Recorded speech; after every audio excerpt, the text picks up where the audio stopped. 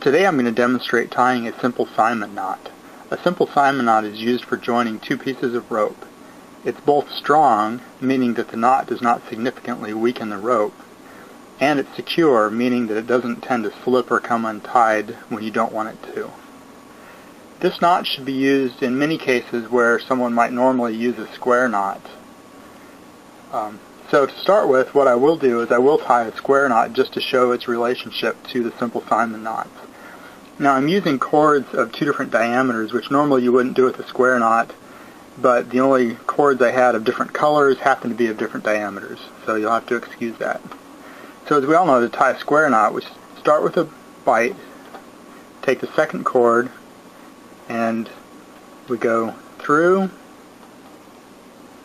around, and then back up under. And I'll pause there with it left pretty loose so that everybody can clearly see the structure. And basically what we have is we have the rope, the two pieces of rope just interlocked to each other, and so they bind into a knot. Alright, so with that, let me go ahead and tie the first of these, which is called a simple Simon over. And I should mention that these are relatively new knots. These were first published in 1989, which is extremely new in the knot world, and they were published by Harry Asher. So for the simple Simon over, we actually start off the same way as you would for a square knot. Start with the bight, take our second cord, and come down and across. Now if this were a square knot, we'd simply bring this end under and through. Instead, what we'll do is take a second turn around, come over across the top, and then under, and then through.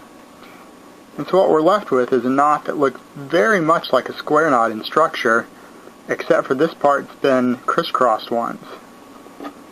I'll go ahead and pull that a little bit tighter. Alright, that's a simple Simon over. Now let me move on to what's known as a simple Simon under knot. And this is very similar to a simple Simon over.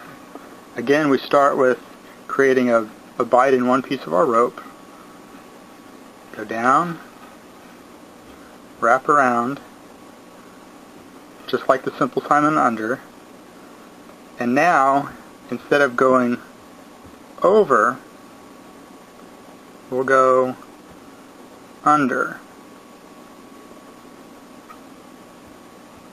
And then continue on around and up through. So again, the difference is in the simple Simon over, this piece goes over that piece, and in the simple Simon under, this one goes under that one. The simple Simon under tends to be just a little bit more secure. It doesn't like to slip or come undone as easily. And that's a knot that works quite well even in some of the slippery synthetic materials.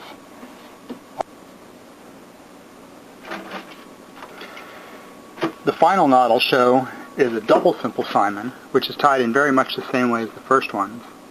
So again, we start with the bight in left hand, go down through the middle, go around once, and in this case, instead of continuing on around and bringing it up, give ourselves a little more room, we'll take a second turn around. So now we've gone around twice, and then we come back crossing once on the bottom, crossing once on the top, over, around, and up through. And as you can see, this again looks very similar to our initial square knot, and the progression from a square knot to a simple Simon was simply an extra twist in the second piece of rope, and in the double simple Simon we've got two extra twists in the end. Let me go ahead and snug this one up.